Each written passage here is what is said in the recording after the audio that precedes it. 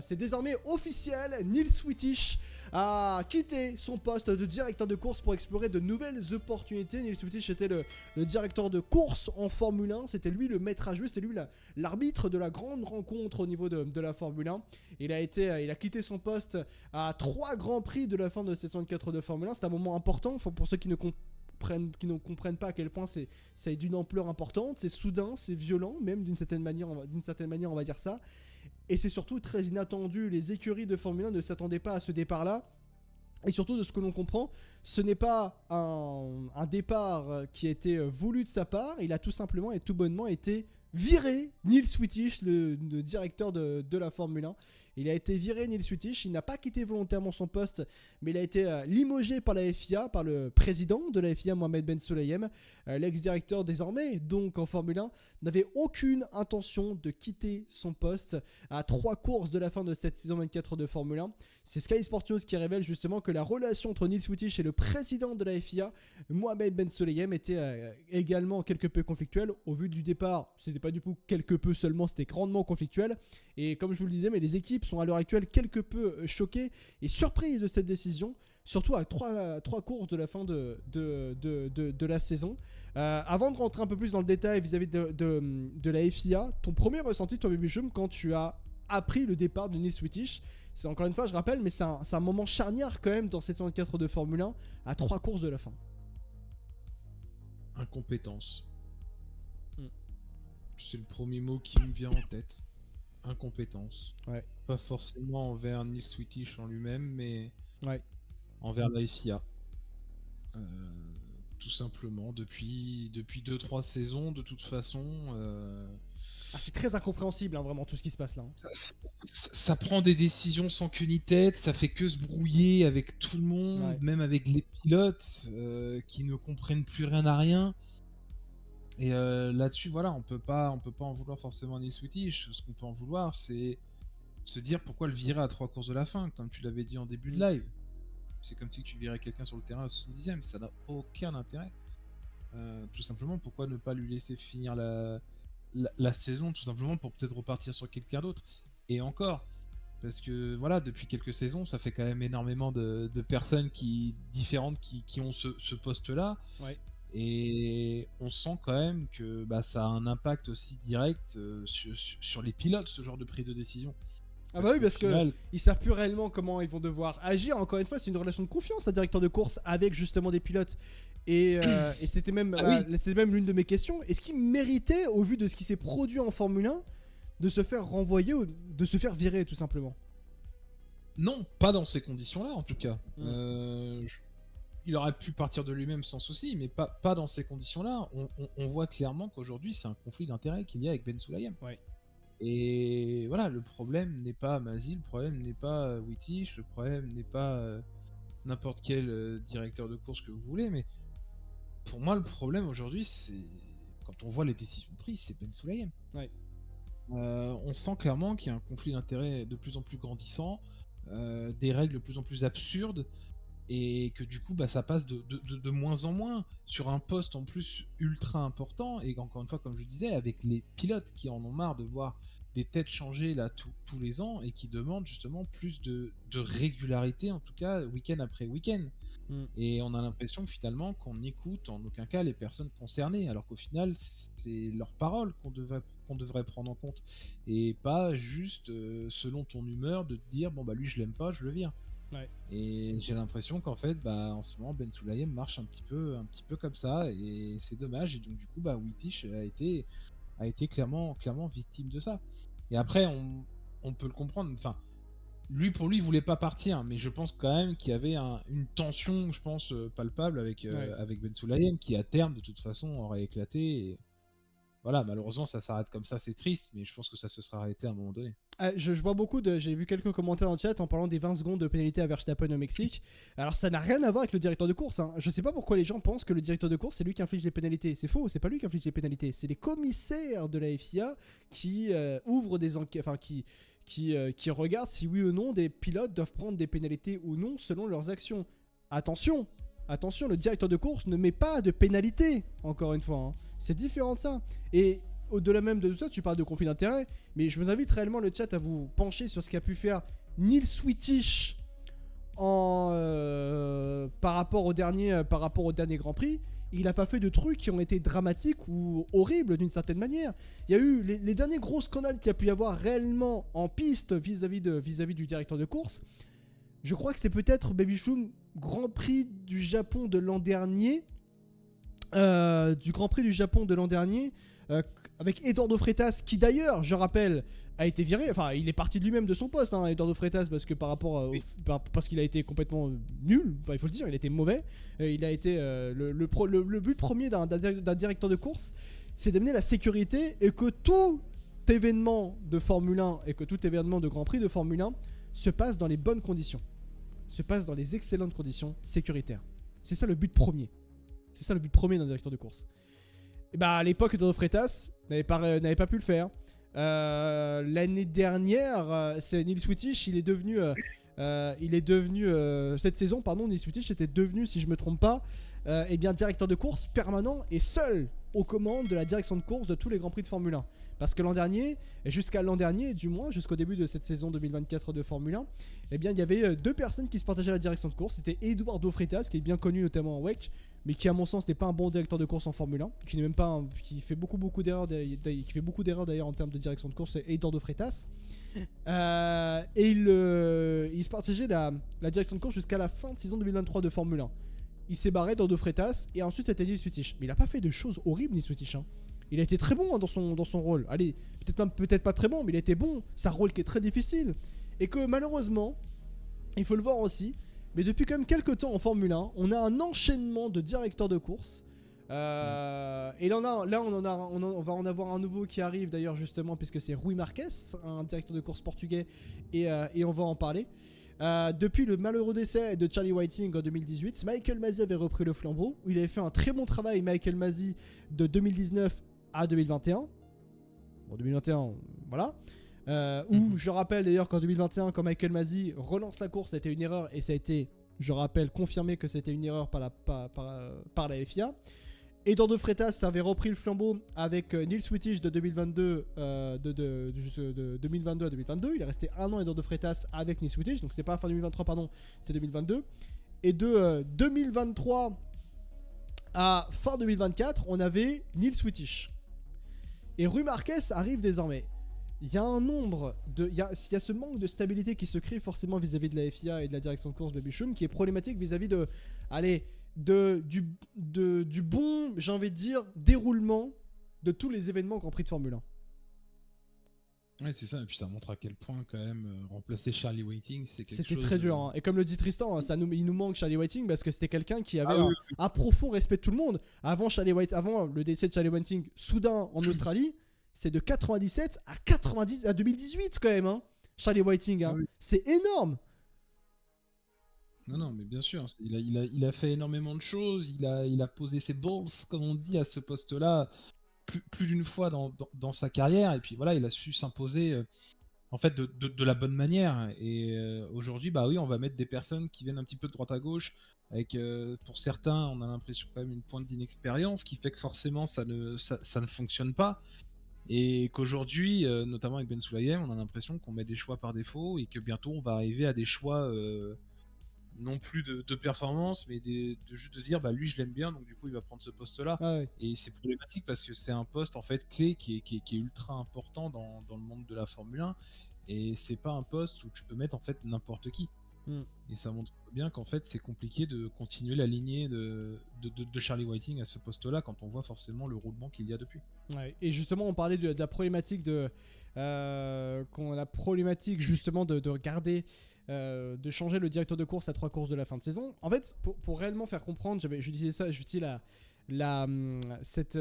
cet exemple au début du live, du moins en intro du live. C'est le fait que virer un directeur de course à 3 courses de la fin de saison, c'est pas acceptable. Et c'est soudain et c'est problématique pour le bon déroulement de cette fin de saison 24 de Formule 1. Je rappelle qu'il y a quand même 2 championnats qui sont encore en vie, finalement, en fait, hein. Même si mathématiquement Max Verstappen peut devenir champion du monde au Grand Prix de Las Vegas, mathématiquement il reste 3 Grands Prix et Max Verstappen et Lando Norris ne sont pas départagés de manière actée. de manière mathématique. Donc les deux championnats, ce championnat-là, pilote déjà dans un premier temps, est encore en vigueur. Et je rappelle qu'il y a quand même pour le coup, et ce championnat il est loin d'être joué, et ça se jouera très certainement à Abu Dhabi, le championnat du monde constructeur de Formule 1. Bah, le championnat du monde constructeur de Formule 1, il y a 3 écuries qui se battent pour le titre à l'heure actuelle, Ferrari, McLaren et également Red Bull Racing. Et en plein milieu de cette bataille très intense, avec beaucoup de tension, mais ça nous régale, bah on dit non, l'arbitre il va changer. Mais excusez-moi, à quel moment vous êtes en finale de Coupe du Monde? À quel moment vraiment vous êtes en finale de Coupe du Monde? On est à la 70e, 75e minute, puis t'as le président de la FIFA qui fait non, cet arbitre j'aime pas, il dégage. Mais on est où là? C'est vraiment c'est n'importe quoi. Et Mohamed Ben Sulayem, par rapport au conflit, semblerait-il, attention, je veux pas de problème, mais semblerait-il avec Niels Wittich, que c'est pas normal qu'on arrive à un tel conflit d'intérêts, semblerait-il qu'il y a par rapport à ça, et le fait de faire partir Niels Wittich alors qu'il n'a pas fait de dinguerie. Il n'a fait aucune dinguerie, aucune problématique. Il n'a pas fait une Michael Masi de Abu Dhabi 2021. Il y a eu peut-être quelques erreurs. Allez, on va dire au Brésil, où il a sorti, semblerait-il, une safety car beaucoup trop tôt.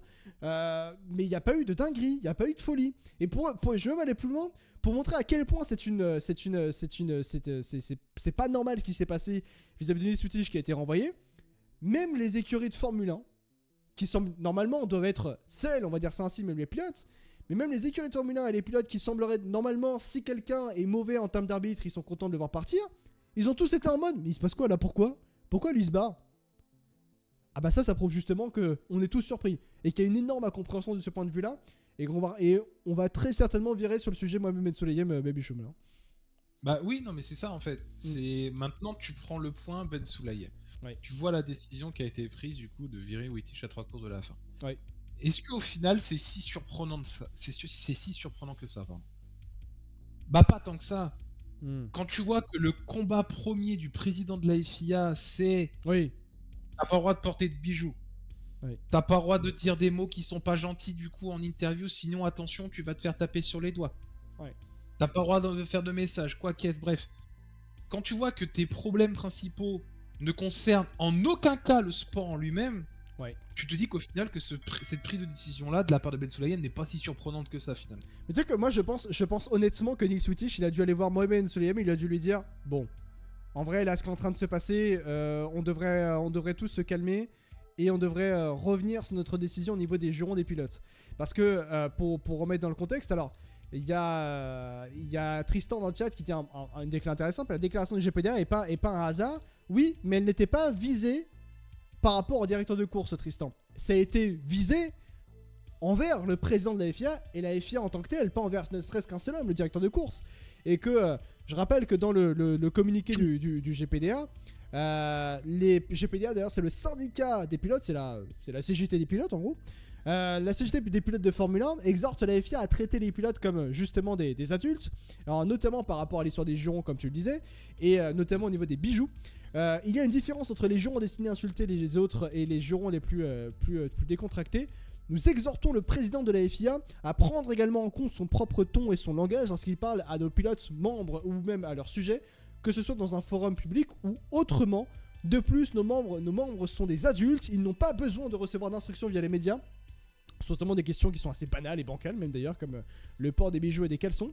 Et puis même il y a une déclaration qui est très forte de la part du GPDA. Nous avons demandé au président de la FIA de partager les détails et stratégies concernant les manières financières, les manières dont les amendes financières de la FIA sont allouées et où se trouvent les fonds dépensés. En gros, une François Fillon, on demande où va l'argent, littéralement, où part l'argent. Nous avons également relié nos inquiétudes quant à l'image négative que les amendes financières apportent au sport. Nous demandons une fois de plus que le président de la FIA assure la transparence financière et ouvre le dialogue avec nous. Toutes les parties prenantes, FIA, Formula One et les équipes et le GPDA, devraient conjointement déterminer comment et où l'argent est dépensé au profit de notre sport. On est quand même dans un moment où je pense que le président de la FIA, Mohamed Ben Sulayem, a dû se dire Niels, essaie de les gérer, on est en train de passer pour les abrutis. Niels Wittich a dû dire non, ils ont totalement raison. Et il se fait virer. C'est quand même. En fait, j'ai du mal à penser qu'il y a un aspect de coïncidence entre le communiqué du GPDA et Nils Wittich qui se fait virer. Mais je pense pas que c'était la volonté du GPDA que Nils Wittich se fasse virer. Bah au final, oui, tu vois que ce communiqué-là, quand tu le lis forcément et quand tu vois du coup les raisons, on va dire, affichées du limogeage de Wittich, bah qui peut y avoir un lien. Ouais. À partir du moment où tu as un président de la FIA qui ne pense qu'à son propre intérêt plutôt qu'à l'intérêt du sport. Je vais vous montrer un truc après, vous allez rigoler. Ça crée des incompréhensions folles et forcément que la communication en fait elle est tronquée. Elle est tronquée sans les pilotes de toute façon. Tu n'as pas de sport sans les commissaires, tu n'as pas de sport, tu n'as pas de Formule 1. Ouais. Et ça, tu as l'impression qu'aujourd'hui Ben Sulayem ne le comprend pas. Parce que lui, il se dit qu'en tant que président de la FIA, il a absolument tous les droits. Ouais. Et quand les pilotes disent par exemple où va l'argent, on sait très bien où est-ce qu'il va. Quand on dit en déconnant à chaque fois que ça va leur payer une bonne bouteille, que ça va leur payer le resto, il est en train de parler de détournement d'argent là. Je fais pas de problème moi. Non mais au final, on dit ça en rigolant devant notre télé, mais crois-moi que je suis sûr que tu fouilles un peu, c'est 100% vrai sur le truc. Tu vois, et ça surprendra personne. L'URSSAF qui va passer à la FIA, attention. Hein. Et voilà, tu vois, et ça surprendra personne, donc c'est dommage. Ouais. Alors, j'allais dire, je vais vous montrer un truc dans quelques jours, dans quelques secondes qui va rigoler. Déjà, il a été viré juste après Austin à Skip selon Joss Award. Peut-être, effectivement, Nils Wittich, ça j'ai pas l'information du moins. Mais sachez que, et je remercie énormément, c'est Victor Abad, justement sur Twitter, qui a fait un très long résumé vis-à-vis de l'arrivée de Mohamed Ben Sulayem en la tête de la forme de la FIA en tant que président. Et du fait de tous les scandales et toutes les problématiques qu'il y a eu depuis l'arrivée de Mohamed Ben Sulayem vis-à-vis de la Formule 1. Ça va être un petit peu long, mais au moins vous allez vraiment comprendre ce qui se passe du côté de la FIA depuis justement l'arrivée de Mohamed Ben Sulayem à partir de Abu Dhabi 2021. La FIA annonce son nouveau système de direction de course avec Héctor de Freitas et Nils Wittich se relayent dans leur rôle de directeur de course en février 2022. Mars 2022, la FIA annonce les lignes directrices sur les normes de pilotage effectivement en Formule 1. Ces nouveaux critères pour gérer justement les incidents lors des tentatives de dépassement des pilotes, en référence notamment peut-être à un certain Max Verstappen. Mars également 2022, la FIA annonce qu'elle commencera à réprimer l'utilisation des bijoux par les pilotes. Chaque semaine, ils enquêtent sur Lewis Hamilton pour non-respect de leur réglementation, justement. Mai 2022, la FIA abandonne en grande partie sa croisade contre les bijoux et les boucles d'oreilles. Lewis Hamilton admet plus tard qu'il a pris tout cela comme une grande blague. Juillet 2022, tension entre pilotes en raison du système de double directeur de course. Sébastien Vettel a été condamné à une amende de 25 000 € pour avoir montré sa frustration et avoir quitté prématurément une réunion des pilotes. C'est la réunion des pilotes avant les Grands Prix. En juillet 2022. Plusieurs pilotes ensuite demandent publiquement que les directeurs de course arrêtent de se relayer justement entre les Grands Prix.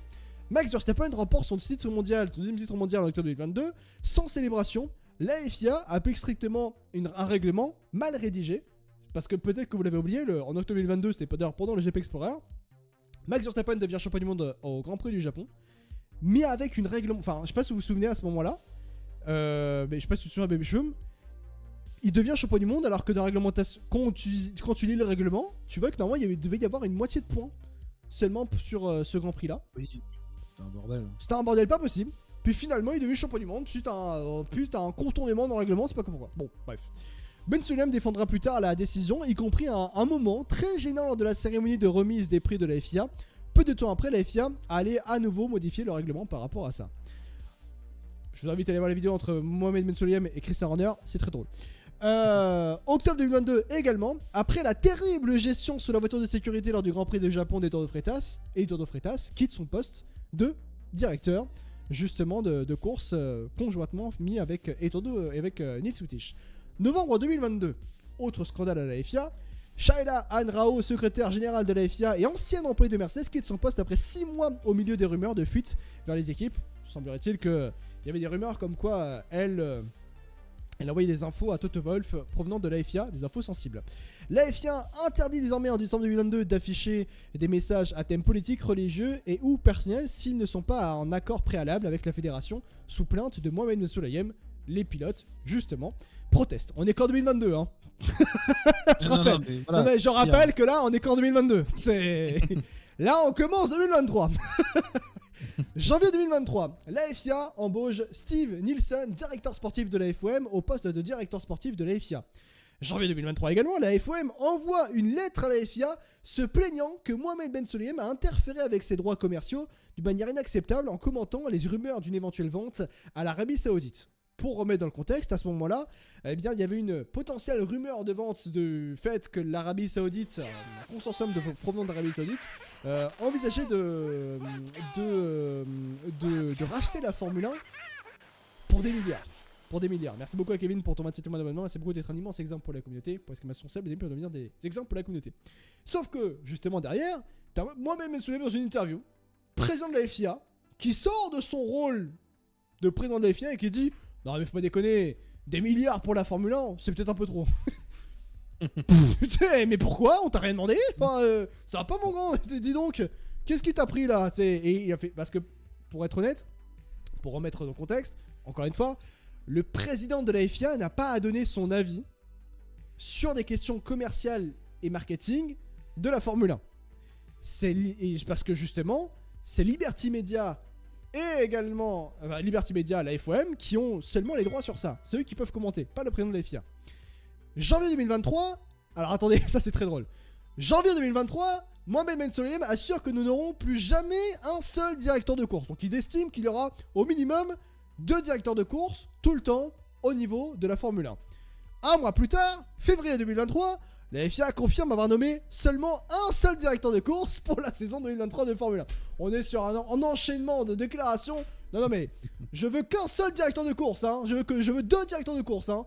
On n'en aura jamais qu'un seul. Et là, on n'en aura qu'un seul. Parce que voilà, on n'en aura qu'un seul. Bref.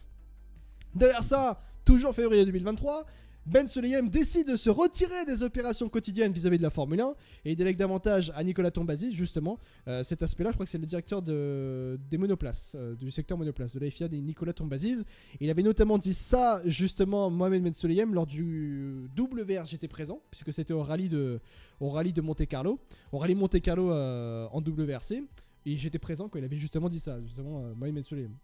Mars 2023, les plaintes auprès de la direction de course se poursuivent en Arabie Saoudite.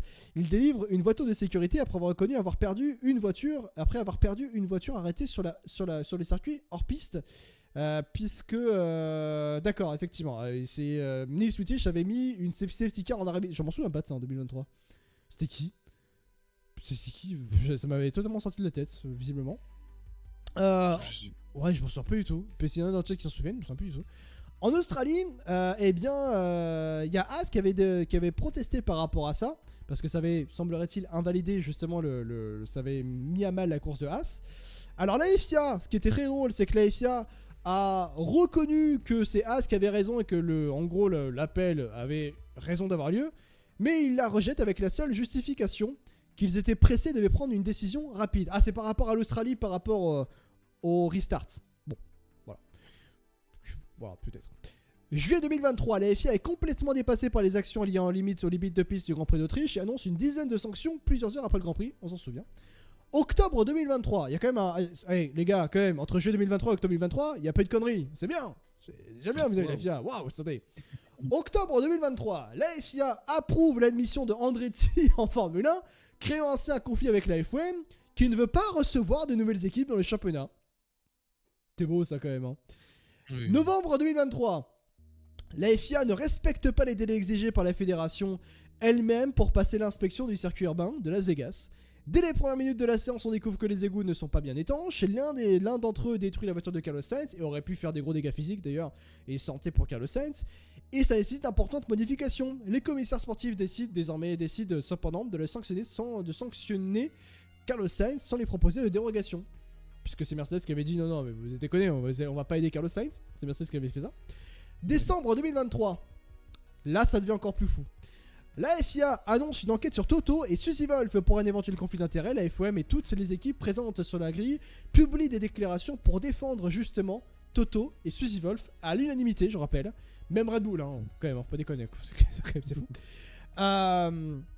Je rappelle que derrière, Suzy Wolff a porté plainte contre la FIA. Quand même, c'est fou cette affaire. Le décembre 2023, le nouveau directeur de la FIA qui a été nommé au début de la saison, je rappelle 2023, Steve Nielsen, démissionne après moins d'un an. Il estime que la FIA n'est pas disposée à apporter des changements qu'il considère lui nécessaires. pour que les opérations de gestion de course soient telles qu'elles doivent être justement, estime Neil Swedish. On fait un bond jusqu'à 2024, c'était que 2023, hein, je rappelle. 2024, Ben Sulayem fait l'objet d'une enquête pour tentative d'ingérence dans une décision des commissaires sportifs vis-à-vis du Grand Prix d'Arabie Saoudite 2023. Mars 2024 également, Ben Sulayem fait l'objet d'une enquête pour avoir tenté d'amener la FIA à ne pas certifier le circuit urbain de Las Vegas et ainsi interdire justement le Grand Prix de se dérouler, puisqu'il est en conflit avec la FOM, semblerait-il, il aurait voulu justement que le Grand Prix ne se fasse pas. Septembre 2024, Ben Sulayem se plaint des jurons des pilotes immédiatement après. Le FIA prend des mesures fermes sur cette affaire et commence à sanctionner les pilotes pour cela, notamment un certain Max Verstappen. Octobre 2024, après d'innombrables plaintes justement au niveau du document Driving Standards Guidelines, est plus que jamais remis en question, après que les commissaires sportifs n'ont même pas appliqué les sanctions appropriées lors du Grand Prix des États-Unis. Lors du prochain Grand Prix, ce document ne sert pas de référence et une réécriture est annoncée justement par rapport à ça. Novembre 2024, donc ce mois-ci, eh bien, l'association des pilotes proteste publiquement contre les sanctions absurdes pour avoir juré et demande à Ben Sulayem de modérer également ses langages par rapport à quand il parle notamment des pilotes. Eh bien, moi, Ben Sulayem, il avait notamment dit que les pilotes qui faisaient des jurons à la radio en Formule 1, il comparait ça au fait que c'était du rap. Voilà, très stéréotypé. Oui, bien sûr. Non, en 2024, Neil Swedish est viré. Voilà, donc ça fait beaucoup de choses. Ça fait beaucoup de choses en l'espace de peu de temps quand même. Hein. Tout ça, je vous dis ça en moins de 3 ans. Hein. Vous vous rendez compte du nombre de scandales qu'on a eu là en moins de 3 ans? Et encore, on n'a pas tout dit. Hein. C'est énorme. Énorme. On est sur le pinacle du sport auto et il y a toujours des choses à dire, les bichons. Oui, et on est clairement sur de l'ingérence. Ouais. Il y a un moment, il faut se pencher aussi sur le cas Ben Sulayem et... Voilà, on voit quand même que visiblement il n'a pas les épaules, ou en tout cas il n'a pas les capacités justement pour tenir un tel poste, un tel rôle. À vouloir mettre son nez partout mais ne rien connaître, au final, c'est un peu ce qui laisse transparaître, je trouve, ça en devient problématique. Ça en devient problématique en fait pour le bon déroulé du sport, en tout cas dans les meilleures conditions possibles. Et à partir de là, oui, effectivement, ça devient quand même grandement problématique. Ouais. Quand on voit qu'il va faire un petit peu tout et son contraire de ce que veut faire Liberty, forcément, tu as un conflit grandissant avec les FIA, qui date pas d'hier, hein, encore une fois, évidemment. Mais là, on a l'impression qu'on a franchi un cap aujourd'hui avec Ben Sulayem. Ouais, et qui n'en fait, encore une fois, on a l'impression qu'à sa tête. Et je répète ce que j'ai dit tout à l'heure, sans pilote, il n'y a pas de course. Ouais. Il n'y a pas de course, toi, derrière, tu as l'air d'un con parce que... tu te seras mis à dos tout le monde, tu t'es déjà mis, j'ai l'impression, à dos pas mal de monde, et en fait ça peut plus continuer comme ça. Ouais. C'est pas possible en fait. Là, t'as fait le déroulé en à peine 3 ans, t'as un truc de fou par mois, et encore, il a pas tout mis. Et encore, t'en mets pas mal de choses qui se sont passées durant son mandat, donc tu te dis qu'à un moment c'est plus possible. Ouais. Et que plutôt que de virer les entre guillemets mauvaises personnes, des personnes qui n'ont pas forcément fait grand chose, faudra peut-être penser à remplacer les bonnes personnes aux beaux endroits. Je sais pas quand est-ce qu'il y a la réélection de la FIA, je sais pas que ça va arriver, je sais pas non plus d'ailleurs, hein. J'espère que ça va arriver vite d'ailleurs. Je sais pas combien de temps il lui reste encore Ben Sulayem à la tête, mais il va falloir que les personnes qui élisent le président de la FIA prenne les bonnes décisions. Surtout que tu passes de Jean Todt à... je parle pas de l'homme Ben Sulayem, mais je parle du passe de Jean Todt qui a été très bon dans son rôle de président de la FIA, qui a été très respecté, à moi Ben Sulayem, l'impression qu'il est en guerre avec tout le monde. En fait, c'est ça, c'est quand même en fait. Et je rajoute juste un point, ça n'a pas été mis dans le bail, mais dans tout le résumé de Victor Abad. Mais ne pas oublier aussi qu'il y a eu la menace entre 2023 et 2024 du fait que la FOM voulait se barrer en fait avec les équipes de Formule 1 et les pilotes pour créer son propre championnat. Hein. Parce qu'ils en avaient tellement marre de la FIA, de la manière dont ils font les choses, qu'au bout d'un moment, trop c'est trop quoi. C'est ce que je dis, après c'est pas nouveau forcément, des conflits comme ça, c'est depuis la nuit des temps en Formule 1, mais voilà, on était à la limite arrivé à un point où on disait ah merde, putain, ça va vraiment se faire là, à ce point-là. Là, c'est vraiment sérieux, d'accord, mais il faut peut-être agir là. Et c'est pour ça que je pense qu'il est temps que ça change. Ouais. Il est vraiment temps que ça change parce que ça peut plus continuer comme ça. Il va arriver une dinguerie un jour et ce sera clairement pas bon pour le sport et pour la FIA. Ouais, c'est vrai, effectivement. Au point, d'ailleurs, petit point aussi important, on parle beaucoup de Neil Swedish, mais parlons de cet homme qui est Rui Marques.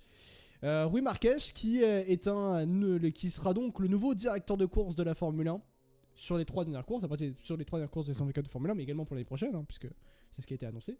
Rui Marquez, c'est qui? Eh bien, c'est depuis mars 2022, c'était le directeur de course de la F2 et de la F3, de conjointement. Il a notamment occupé le poste de directeur de course adjoint de la FIA World Touring Car Cup avant de prendre en charge la F2 et la F3. Son premier Grand Prix en tant que directeur de course de la Formule 1, bon courage parce que c'est quand même le Grand Prix de Las Vegas. On va bien se marrer. Ouais, et c'est pas simple ça. Hein. J'avais dû dire bonne chance, bon courage, bonne chance, parce que là ça va être compliqué cette affaire. Hein. Non, on va bien se marrer. Bon, il y a aussi quelques petites dingueries qui se passent dans les catégories inférieures pour ceux qui ont la chance de suivre, ou des fois il y a des trucs qui sortent. Je te dis, mais non, c'est pas possible que ça se déroule comme ça. Donc, bon, on va dire, je sais pas si ce sera par intérim ou si c'est lui qui sera reconduit l'année prochaine. Encore une fois, je pense que oui. On verra, mais c'est encore une fois une personne de plus sur un poste clé où il y a clairement besoin de stabilité, franchement, et de prise de confiance, d'expérience, et de savoir aussi s'imposer quand il le faut et ne pas se laisser marcher dessus. Donc c'est pour ça que c'est pas un poste évident. On verra si lui arrive à avoir les épaules justement pour maintenir ce poste, qui n'est encore une fois pas facile du tout. Ouais, très loin d'être facile. C'est encore une fois, c'est l'arbitre de ce grand combat qu'il y a entre McLaren, Ferrari et Red Bull, et bien sûr entre Lando Norris et Max Verstappen. Même si mathématiquement, ce sera fini, semblerait-il, à Las Vegas, et que tout peut bien se dérouler, on l'espère, à Las Vegas pour passer, du moins pour Rui Marquez, la fin de saison de manière convenable, et que tout se passe bien sur cette fin de saison. Surtout, on espère de manière, du point de vue sécurité, que tout va bien se passer dans ces grands prix de Formule 1 et dans ces grands prix décisif pour cette fin de saison 2024 de Formule 1. Bien sûr, les amis, on verra comment les choses évolueront, mais en tout cas, voilà, le grand chambardement avec le fait que Nick Swittich a été viré tout simplement de son poste de directeur de course de Formule 1 par la FIA, par Mohamed Ben Sulayem, semblerait-il, et c'est Rui Marquez qui le remplace pour cette fin de saison 4 de Formule 1, et certainement d'ailleurs pour la saison 2025 également, les amis.